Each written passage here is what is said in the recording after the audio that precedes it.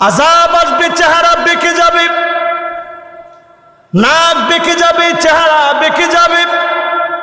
অনেক ফেমাস ব্যক্তির দিকে তাকায় দেখেন, ঘুম থেকে উঠেছে, হঠাৎ করে চেহারা বিকৃত হয়ে গেছে। আল্লাহর নবী বললেন এমন সময় আসবে, ছেলে মেয়ে হয়ে যাবে, মেয়ে ছেলে হয়ে যাবে।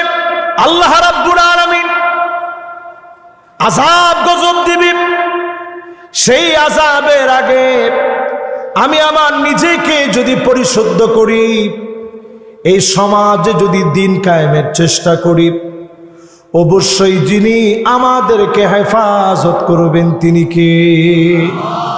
পুরাপুরি গুলো চলে আসছে। প্রিয় ভাইরা আমার, দুনিয়ার জীবনে যারা ভুলে আছেন, আল্লাহর কোরআনের আয়াতকে অস্বীকার করে, পরিষ্কার ভাবে আপনাদের জন্য বলি, যিনি অবশ্যই আপনাকে ভুলে যাবেন তিনি কে? আল্লাহ কাদেরকে ভুলে যাবেন? কয়েকটা শ্রেণীর কথা একটু বলি, কষ্ট হবে না তো?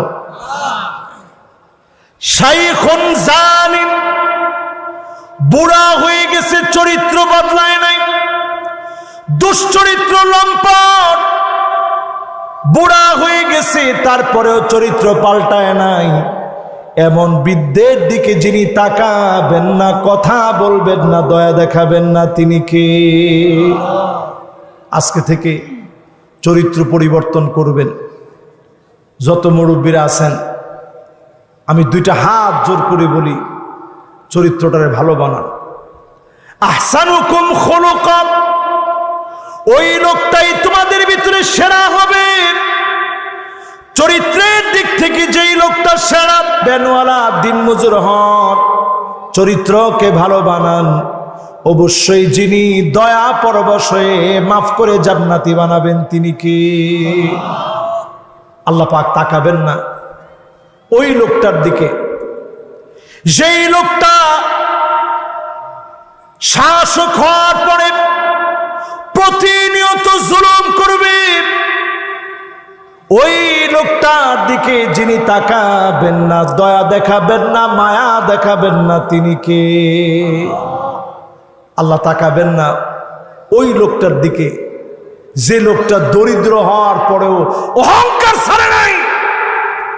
এরকম দরিদ্র লোক আছে না নাই? অনেকে মনে করছে ও আর শেষ না, আর এমনিও বেশিক্ষণ কষ্ট দিব না, শেষ কথাগুলো আপনাদের শুনে যেতে হবে। মাশাআল্লাহ, আমার একজন মুরব্বী, ওনার বয়স